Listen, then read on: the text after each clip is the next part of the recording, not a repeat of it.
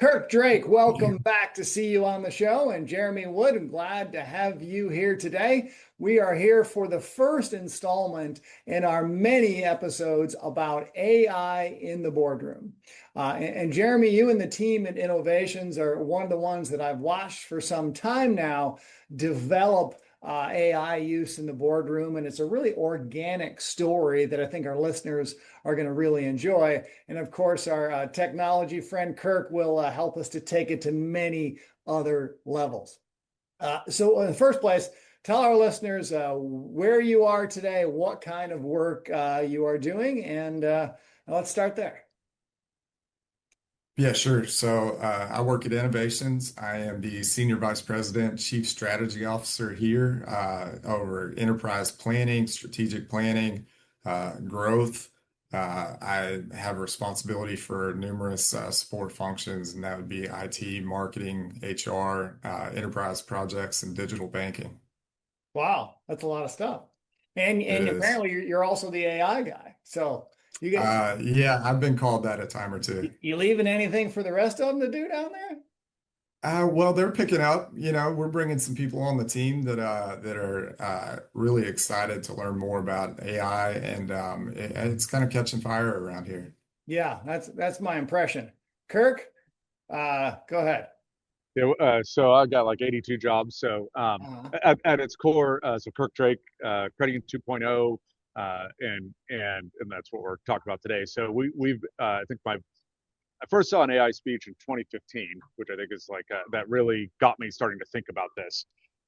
My AI book came out in 2020. I did talk about ChatGPT, although I had to go back and reread the book to find it. So yeah, it didn't have much. It had like a little blurb about it. It didn't think it was going to be anything interesting. In fact, I think it was Elon Musk making fun of it or something in the book.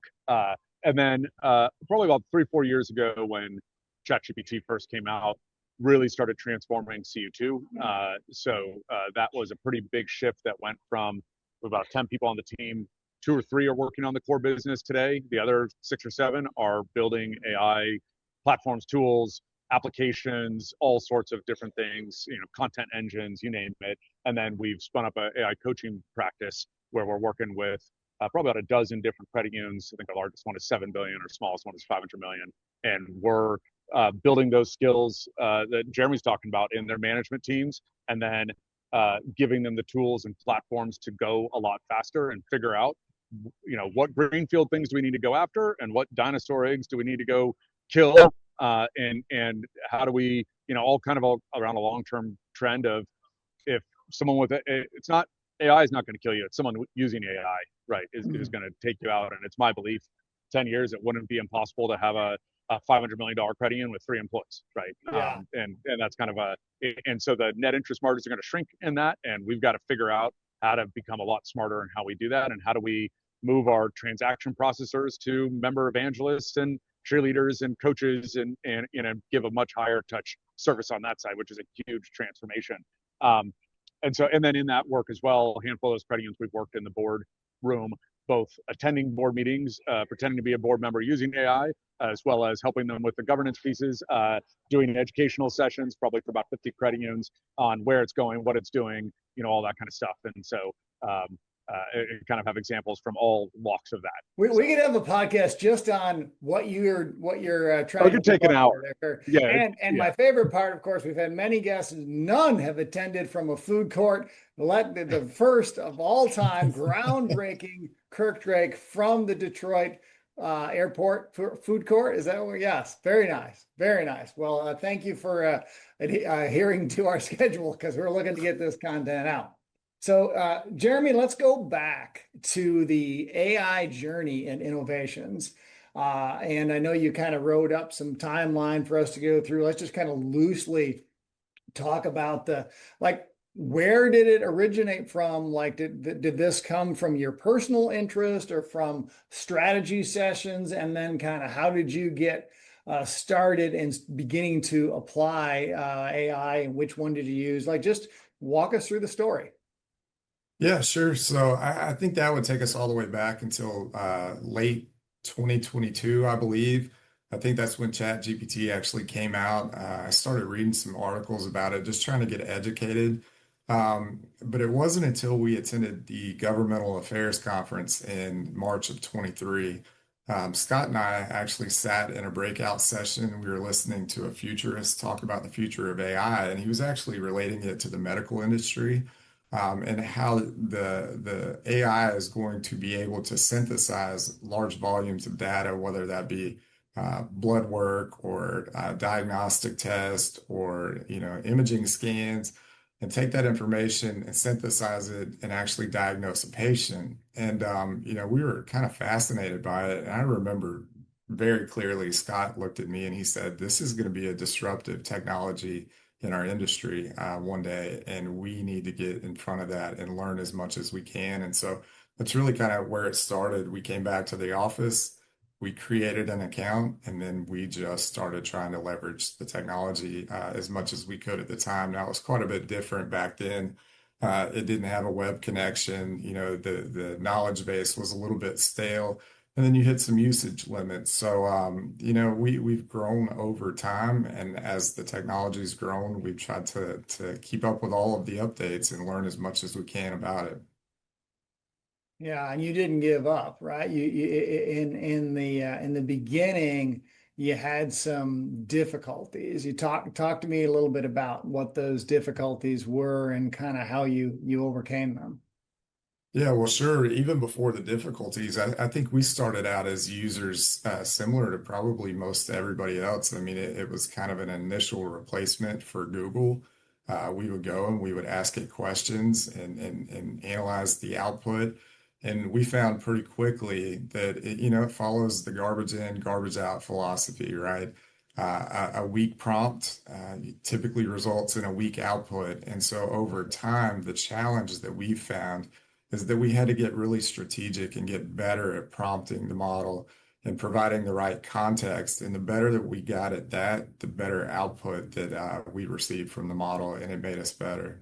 Okay, that I think that is a huge takeaway. Kirk, you want to go any further with that? I think that is a very, very significant takeaway. I want to make sure our listeners hear that the quality of your prompt is going to directly, significantly impact the quality of your output. What do you have to add to that, Kirk? Yeah, I think that's phase one, right? Like, I think you got to go from how do I build really good prompts, right? And how do I get good at asking the right questions? What's my context? What do I want it to answer as? What skills do I need it to have? Those kind of things. And then from there, you start getting into building GPTs, where you kind of have a repeatable set of prompt type things. And then you got a little more training. Give it some examples of what output you want. Give it some examples of inputs. Ask specific questions. That those become more reusable in the organizations. So usually when our coaching will come to the calls with 30 or 40 existing GPTs, and then we help everybody learn how to change and modify those for the specific credit union. And then they've got things usable right away that they walk off into their business, and they know how to kind of get that tier two. And then there's a tier three that we see beyond that, where you start using it to actually build product, not just research things, not just do that, where you actually have it like Claude code, writing code, doing that Straight, piece. straight to Yeah. recursive, of course. Kirk Drake Yeah. for you folks. Straight Yeah. to Exactly. And then the fourth phase is how do I reimagine existing products being 100% AI centered in the first place, which breaks your brain because you start thinking about things in this linear fashion, and it starts being a much more fluid dynamic. What's this interaction going to be like with the member, with the back office? What kind of analytics does it need to do? How do I measure quality? How do I give this insight? How do I take 4 chunks of disparate data and make it give you a version of truth that's more accurate than what you get in any one of them individually? And you have all the garbage core systems and other things that you're making sense of those in that whole methodology. So and that's where we'll end up. And we're gonna do a little more crawling before we start with the Kirk Drake sprint, right? So first, I love what you said, Jeremy, about treating it like a collaborator and pay attention to the prompts, not a more powerful search engine. And then talk to me about intentional use, like policies. Can you talk about like the next level that you took it to? Sure. Yeah. The technology is really good for helping you draft narrative type documents. And what we found is it wasn't a replacement for human thought. We had to understand the topic. We had to understand what we needed. we picked up the efficiency by not spending the time-consuming portion of drafting all of the narrative content, right? So we leverage ChatGPT as a tool to help us build out the narrative based on the framework that we established internally. So can you tell me more about the framework? Like like anything about that? Where did that framework come from? What was the subject matter? Anything to help our listeners understand where, assuming that maybe some folks are like, yeah, we need to be doing this, the very first steps. I guess when I say framework, really what I'm talking about is, you can't go to AI and just basically say, write me a security policy. You have to understand what needs to be in that policy. You need to understand the regulatory considerations. So what we would do is we'd build maybe an outline of what we were looking for, right? The topics that we wanted to cover, the key players involved, the regulatory expectations of that policy. We would build that into the context of the prompt and then use that to help us draft the actual narrative of the prompt so that we weren't spending all of our time wordsmithing a policy, but we were focusing more on the elements of the policy and the important concepts that needed to be in the policy without wasting too much time on the actual drafting itself, if that makes sense. Mm-hmm. Yeah. Yeah. So you go ahead, Kirk. So I'll add one thing in there that I find works really well in that. I think absolutely the framework and being able to say, hey, I'm a credit union. I'm about this size. I'm regulated by FFIC, NCUA, and this state. And by the way, I send out notices on text messages, so I probably have some privacy stuff. I might have to do some, so there's like 19 regulatory overlays that the credit union has to deal with in various, depending on the checking account or savings account or loan. Like it's insane. So you give it all that kind of context, and then say, here's what I'm trying to do, and here's who I'm trying to do it for, and the quality of the response is going to get a lot higher. Now, that's the super smart way if you actually know what you want way. If you're lazy like me, I need to make a policy about something. Ask me 10 questions to help me figure out what it is. And then it'll come back with 10 questions that create the prompt that then goes and does that. That's and so right. that's the lazy ass way to do it. All right, I want to say that again because again, I think that's a huge takeaway is when you don't know what to do with AI, tell it who you are, what you're trying to come up with, and then ask it to ask you enough questions so we can help you to create it. You don't have to create it. You just got to give it enough context and it'll create it That's right. for you. Yeah, I completely agree with that. And a lot of times that's what we'll start with. We'll have it interview us to learn more about us before we actually start providing the direction that we want it to go. So I think the more it knows about you, the better output that you typically get on the back end. Now, Jeremy, you in your list of things that you talked about, you got quite a lot of use cases. You mentioned policy drafting, which I also find it to be really good with the written word, strategic planning support, board level communications is what I really want to kind of unpack in this session, job descriptions and HR content. Anything you want to talk about in that area before I really want to talk more about your special prompting? Well, sure. I think the one area that we picked up some efficiencies in is drafting board meeting minutes, right? It seems like a simple exercise, but where we started is we had somebody in the room that would record audio of the board meeting, right? And so sometimes these meetings would last an hour and a half. Well, that person would then have to go back and they would have to spend a day and a half going through that audio, pausing it, making notes, unpausing it, listening to more, and then using all of those notes to actually draft the minutes of the meeting. The next step in our AI journey, we actually implemented an AI note taker to record the meetings and generate transcripts. And what we found is not only did it make us a little more efficient, but it allowed everybody in the room to pay attention to what was being said and being engaged in the conversation as opposed to trying to listen while you're also taking notes. So, I'll get into that more when we talk about where we kind of took that from a master prompt perspective. But that was one of our early wins where we picked up significant efficiency, and then we've kind of leveraged that in some other areas as well.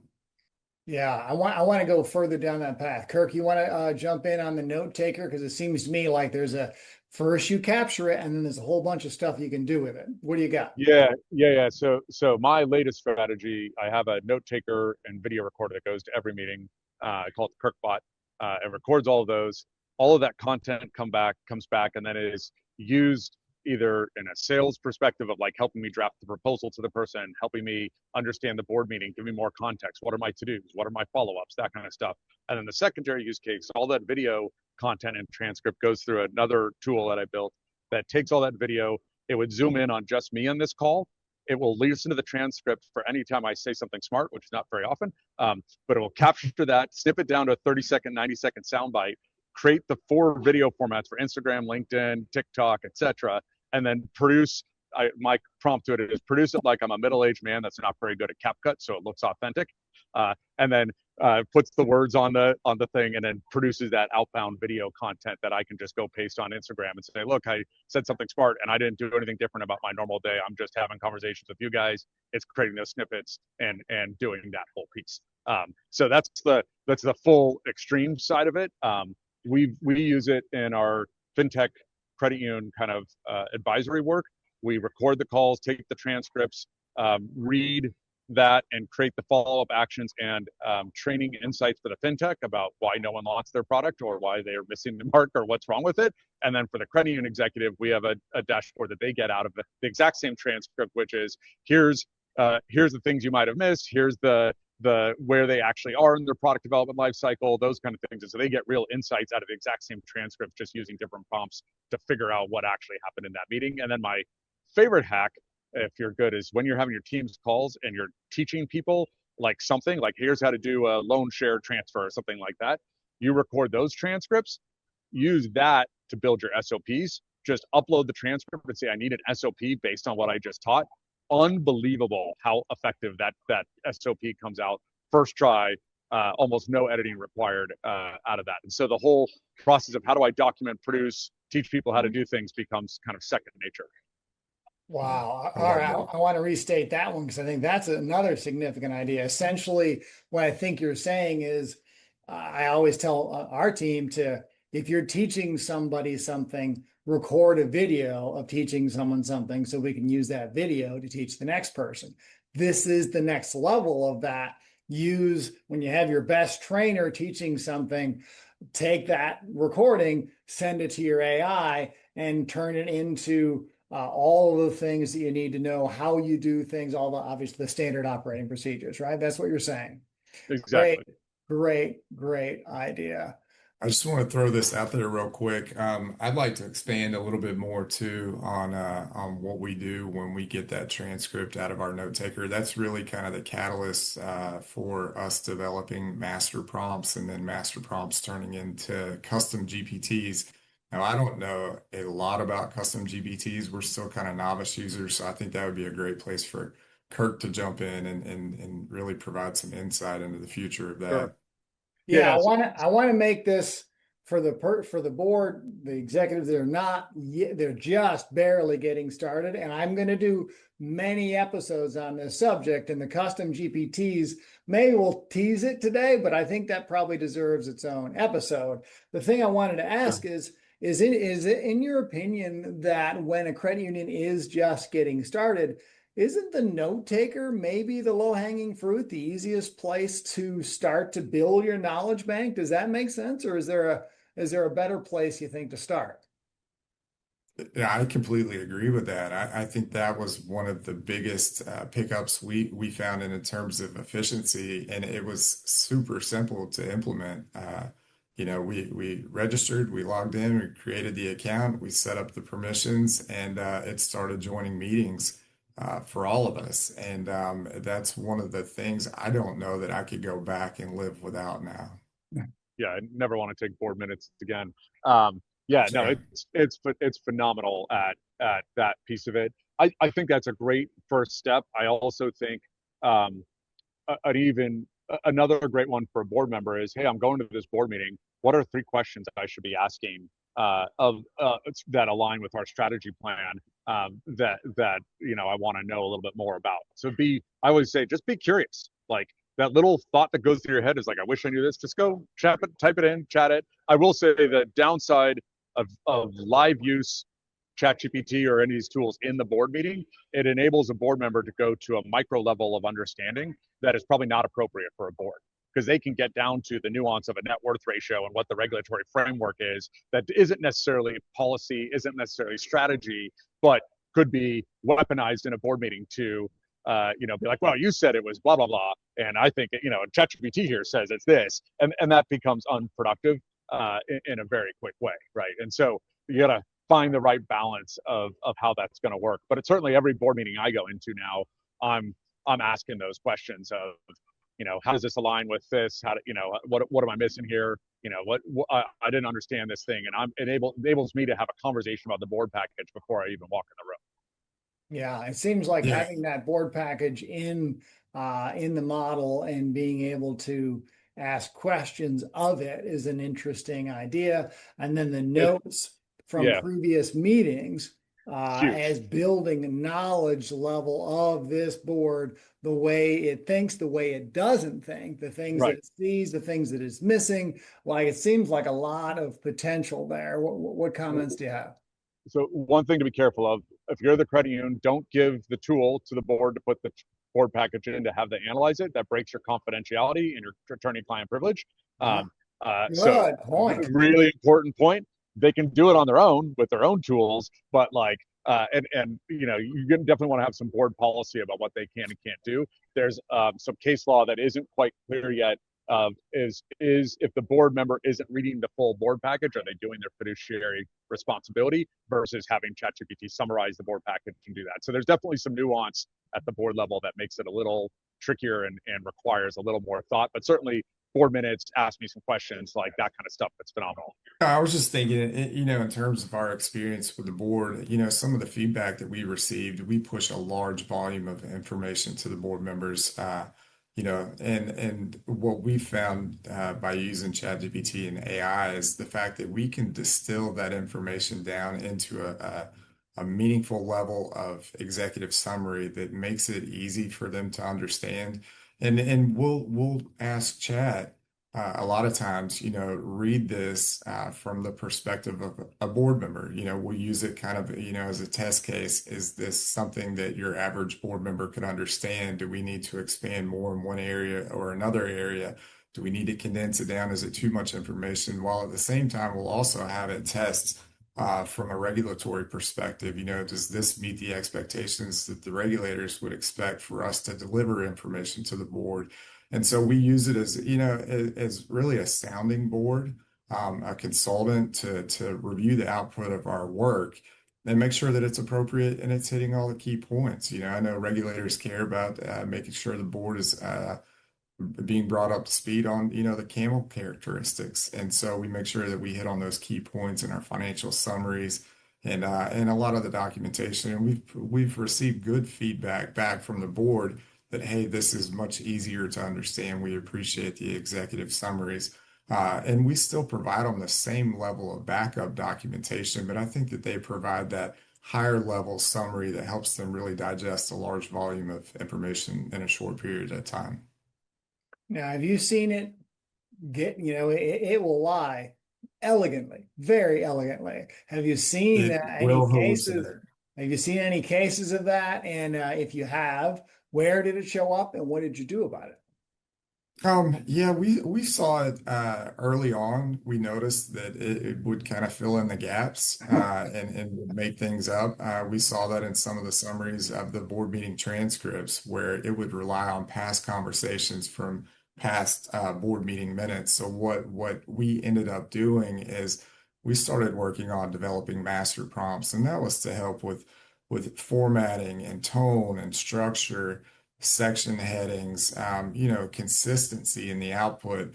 But we would also make sure in that prompt that we would reinforce the fact that you could not rely on any historical information. The minutes had to be based on what was actually said in the meeting, right? I got to stop you for a second. Tell our listeners, what's a master prompt? Well, I think it's something that we just kind of made up here at Innovations. And it was based out of necessity, right? So as we would take that transcript from a board meeting, I would feed it in, and what I would find is month after month, the formatting would change. Now it's learned a lot about me over time and my writing style, but from month to month, it may reorder the headings, it may change the naming conventions, it may use acronyms where we prefer not to. And so what I found is I would have to remind it month after month, hey, don't do this, right? We talked about this last month. And so what we kind of landed on is let's develop an overarching master prompt, building in the guardrails and the expectations from front to back on what we expect the output to look like. And so sometimes these master prompts would actually turn into a 7 or 8 page document. It would get to that level of detail. And so then when we would take the transcript and combine it with the master prompt, we found that the output got more and more consistent from month to month. Um, that worked great for a while until we started trying to hand off tasks to other people. So I could provide the same master prompt to somebody else in the institution, and they may get slightly different output. And so to create that consistency, we actually started moving towards custom GPTs, and Kirk's far more familiar with that than I. He could probably expand more on what that actually is, but that's where we're at today. We've kind of transitioned from that master prompt exercise into a full-blown custom GPT that, is consistent across the organization and user. All right, now, Yeah. So Kirk, before you take this to the ultimate, I just want let's get really clear on prompting as a step. this is very normal progression, right? You're going from Yeah, I need to get good at prompting to I start having a prompt that I want to use on a regular basis and it needs to be consistent with output. And then your GPT becomes maybe 3 or 4 steps further. I'm going to have the same master prompt. I'm going to give it some examples of what the output, so prior board minutes that I want it to look like. I'm going to give it some a handful. I might give it a tone and voice sample for the credit union that's not specific to Jeremy, but is more specific to the credit union. I might give it a specific thing around who the board is, which could go as far as to have LinkedIn profiles from every single board members, and so you have a history of them. And you could basically add, I think it's about 25 artifacts in this GPT. It's changing all the time, so maybe it's more now. And then more of that you put in there is your training model essentially. And then once you have that GPT, Jeremy can hand it to someone else in the credit union. They don't get to see what's behind the curtain. All they see is, hey, you need to upload your transcript. They upload the transcript, hit go. It might ask them 3 to 5 questions if you've built that into the GPT, and then it Right. spits out the answer, and it's going to come out way more consistent in that whole model. now, and is that at Innovations, who like is that you that took it from the prompts to the custom GPTs? That kind of sounds like that's kind of getting into the area where your technology officer might be doing it, or is that Um, Jeremy of all things? No, that was actually me, and it came out of necessity, right? I was trying to help our CFO. We were trying to create some high level financial analysis of how we were performing against budget, and then the overall condition of the credit union. So I had developed some master prompts. I had worked with him. He liked the output. So when I handed that off to him to actually do on his own, I get a phone call that says, hey, this doesn't look anything like yours. It's much more detailed than what we had dialed in together. And so, this became a back and forth between the two of us. What's going on? You're using the same prompt I am. Why are you not getting the same output? And so then, back to the research phase, why is this happening? And then that's how I ran across the topic of custom GPTs, right? So then I thought, well, this is kind of like hard coding a master prompt into the background. And to Kirk's point, I was able to provide sample output documents that it could reference and tone and voice references that the model could lean on. And so when we got that actually in place, when I built that, I had him run it, and then it was immediately better than what we had done with just strictly a Word document with a master prompt. And so that was kind of our progression. And so we built 2 or 3 now for different tasks, and I suspect that we'll continue down that path, especially as we bring more users onto our platform. Ultimately, I can't do it all. I have to hand this task off, or hand these tasks off to other employees, and this kind of makes it plug and play for us. So fascinating. So the big takeaway is prompting alone doesn't do it. I don't understand why. Maybe you want to tell us, Kirk, why prompting from another individual inside the organization with the exact same words doesn't get you the same output. Why is that? Yeah, because it's learning based on your style, tone, and voice of what you've asked it to do before. And so it's going to recognize what Jeremy wants a little differently than what you want versus what me. And so the GPT forces it to a more limited view of the world that says, here's the tone, voice, style, architecture of this thing. Don't use everything else you know about me when you're writing, right? Because like you can set in ChatGPT your personal style. Mine's, disruption with a side of humor, use sarcasm, use, all the normal, the snarky things that Kirk does. And that comes out in my writing style. And I built like one of the first things I did, I took both books, uploaded them in and said, pretend you're a PhD English professor that's teaching kids and students how to define the voice, style, tone of a writer. So they need to learn how to write like Dickens or, Bronte or something like that. Do that on my Crediting 2.0 and financial book, and then do it at a PhD level, because there's a whole bunch of things to use to define style, voice, tone. The style, voice, and tone are 3 of like 20. Most of which the rest of us don't know because we're not English professors, right? And so it took that sample, built the prompt, and the whole overview of who Kirk is and how I write, and that became my profile within ChatGPT behind the scenes. And then everything it's good enough, and I've refined it enough. My wife can't tell the difference between ChatGPT writing and me, with one exception. I can't spell and my grammar is terrible. So the quality that comes out, other than that, the jokes, the rest of it are spot on, and it's very, very hard to tell the difference. Virtual Kirk Drake coming to the internet right away. I'm imagining. And by the way, you can do that exact same thing on the Credian's tone and voice, and that becomes a GPT that's used to write marketing content. You could do a version that's a president's report, so it comes out the same way every time. You can do a version on an FPA analysis. You can do a version on prepping for your auditors. And so each one of those things kind of becomes a business function GPT. This is a great way to learn the capabilities and what AI can do and begin to open up that world. I will say, in my experience, after a period of time, you start evolving to the next level of these, and you use these GPTs less and less. But they're really important in the direction of how to kind of build this and figure it out. And you listeners may be saying to yourselves, I don't know how to make a custom GPT. And the lesson that you want to learn is, when you don't know how to use AI, ask AI. How do I make a custom GPT so that I eliminate repetitive setup, I embed it with the knowledge of our institution, and it'll tell you how to do it. Right, Jeremy? That's right. So let's talk about what you are doing with it in Innovations now.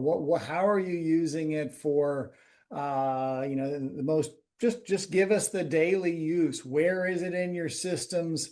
What have you, maybe anything you put it in that you took it back from? Let's just kind of get into a little bit more of those details.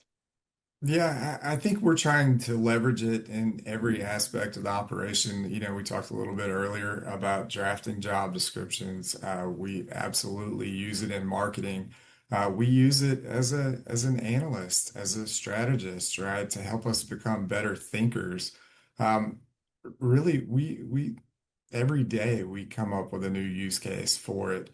We use it a lot to pressure test ideas, right? We feed information in and have it critique our work, right? Critique our thought process. Where are the gaps? What are we missing? We use it in the finance area, right? We can load trended historical financial data, income statement, balance sheet, ratios, as really a high level analyst to help us understand weaknesses, right? Strengths. We could do a full SWOT analysis on the organization. We actually kind of started there before we built our strategic plan this year. We said, well, look at our financials. find things that we may be overlooking. And that kind of gave us the framework to start building out the strategic plan to shore up some of those areas that we may have been deficient in, but that we didn't necessarily realize because they didn't show up in a standard industry ratio that everybody's looking at from month to month. Kirk? Uh-oh. Yeah, no, totally. Those are. Can you hear me? Yeah, we're good. Okay. Yeah, I think those are great examples, and each time again, just being curious, how can it help you? I use it a ton in strategic planning and figuring out total addressable market, figuring out a competitive analysis. When I come up with a new product or new feature, the first thing I'm doing is, hey, I'm using my McKinsey prompt. Pretend you're a McKinsey analyst and you're looking at this product. What are the gaps in what I'm looking at? How do I do it?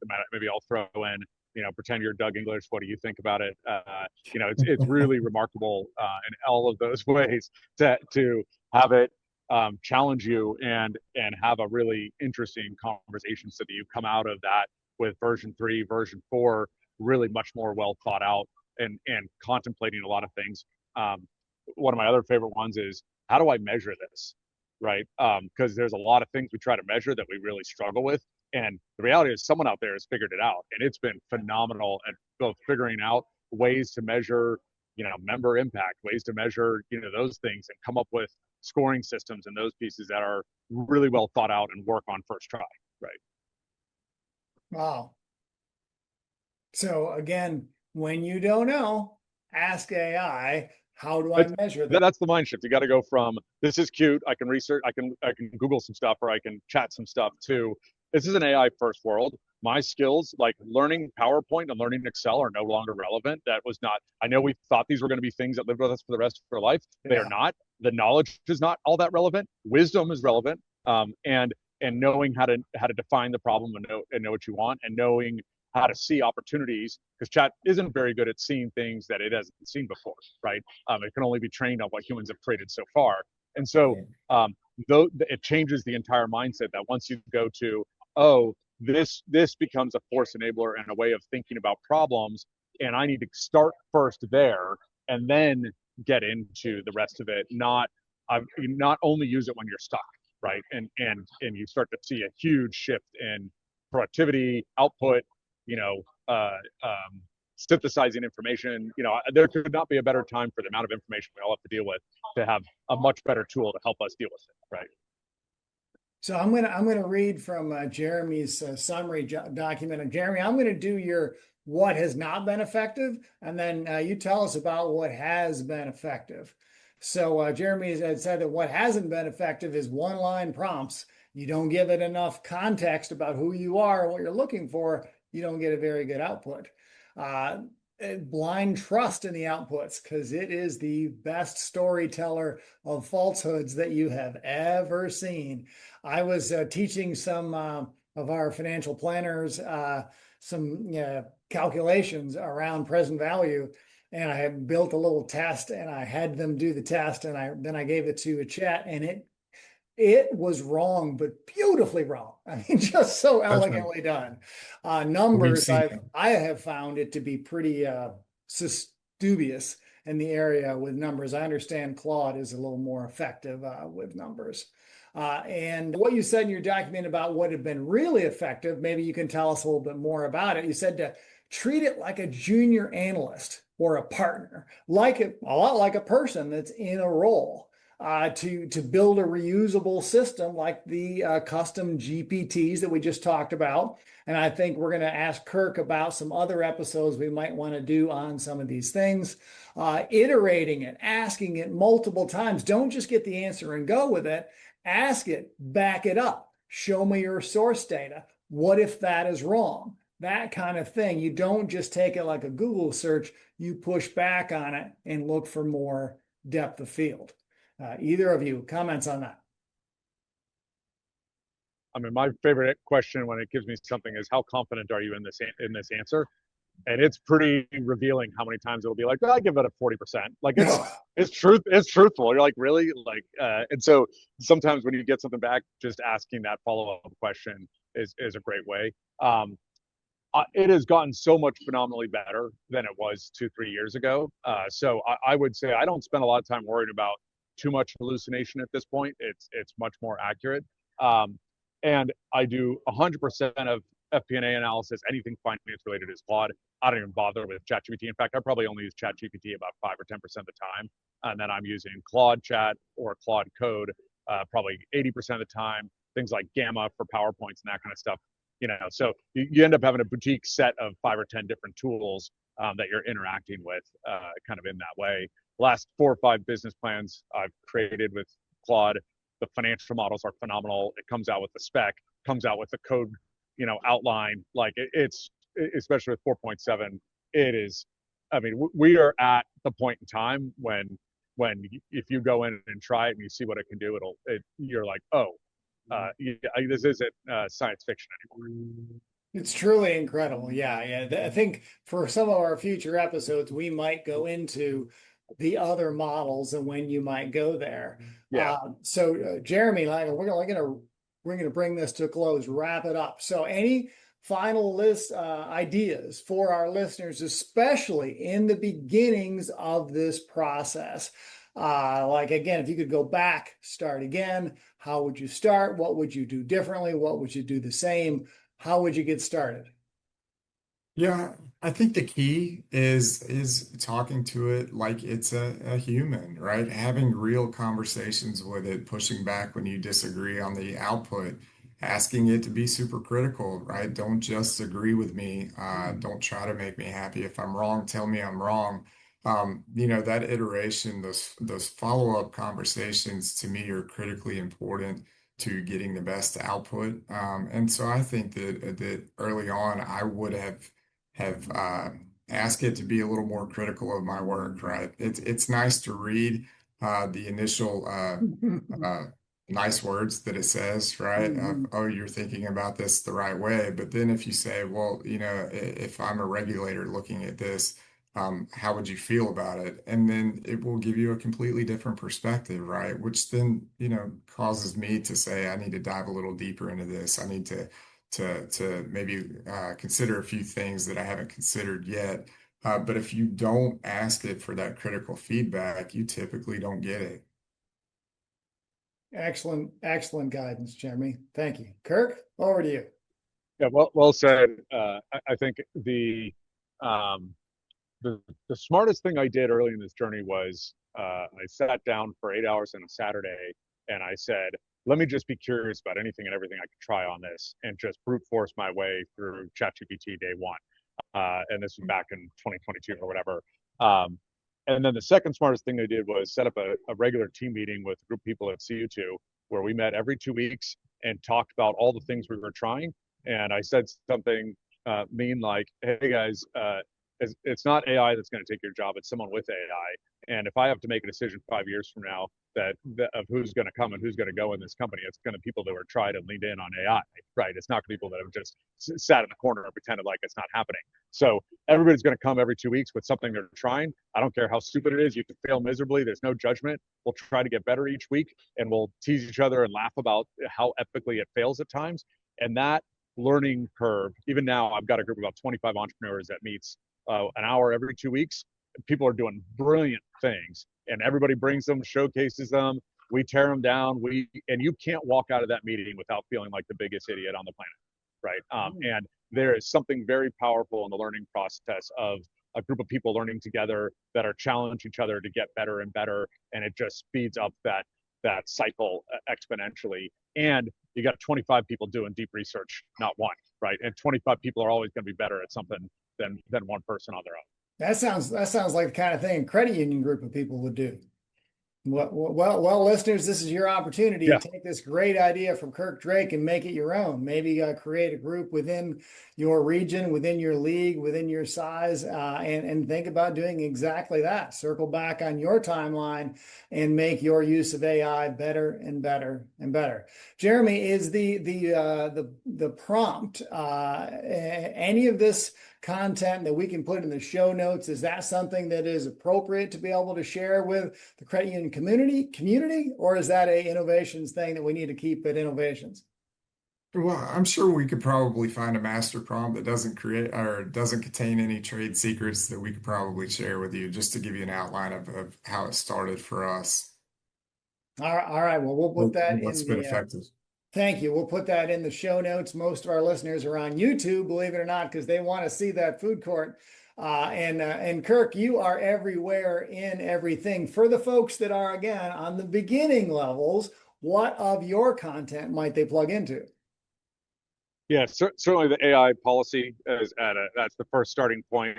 And then probably I think we have an AI board governance policy and 3 or 4 things like that. And those are great starting points to kind of get into it. And then happy anytime someone you want to get 5 or 10 people of your crediting together and do a free coaching session. I'm all in, happy to, have join that call, challenge you guys, push you, give you a bunch of ideas. And it's one of my favorite things to do. So. All right, so Kirk, the other thing I wanted to ask you to share with our listeners is about the other levels, because I've already got several other episodes lined up, and you're our AI whisperer, if you will. So tell me, tease a bit about where we're going to take this in our future episodes. Yeah, so I think we could do a whole episode on the GPT generation, and then I think there's another level beyond that of okay, we're starting to get some efficiency. People are a little less overworked. We're getting a little better. We've got our GPT that answers online banking questions or whatever it is in that. So then I think it starts getting into how do we start using it to solve legacy problems, either by actually building a product end to end. So one example we built for Orsa Credit Union is FNUF, where a non-member uploads a bank statement. It analyzes the bank statement, removes all the PII, figures out what fees they paid at the competing bank down the street, offers them a rebate. It tells them what fees they would pay at Orsa, and then offers them that they would rebate all the fees from the other bank to join the credit union that day. And so built that product end to end using AI in about 6 weeks, had it live on the website, right? So, kind of start to imagine what's the world of possible about product innovation and how we can go target a particular demographic or use case in a very different way than we've done historically. And then the other side of that is how do we go find where we're using 5% of some SaaS application that we're paying a lot of money for, that we can do some serious expense savings by building some bespoke specific tools internally that never face members if we're not comfortable on the member facing side of it, and do that side. And then I think the layer above that is, hey, that's great. How do I begin to build an ecosystem that allows the whole organization or a lot of people in the organization to be developing, building, launching, orchestrating these things? And how do I keep that safe? How do I have microservices that begin to manage these apps and these tools and all that sort of stuff? How do I connect all the data? How do I make sure it's secure and all that kind of stuff? So we can go to the full end. Sounds like a couple of episodes. I also have one coming for you on governance with some some names that you're going to know in the movement to talk about governance, because we want to do this. We want to make the credit union movement successful at understanding AI and implementing AI, using it to serve members better, push costs down, to increase efficiencies. We want to do it safe and in compliance. So we'll try to help you with that as well. Kirk Drake, thank you for coming back again. We'll see you again soon. Jeremy Wood, thank you so much for your innovation in AI use in the credit union movement. See you next time. Navigating executive transitions, retirement planning, and complex compensation requires a specialized touch. Act Advisors provides tailored fiduciary wealth management exclusively for credit union executives. Start maximizing your hard-earned benefits today. Go to actadvisors.com/CUExec.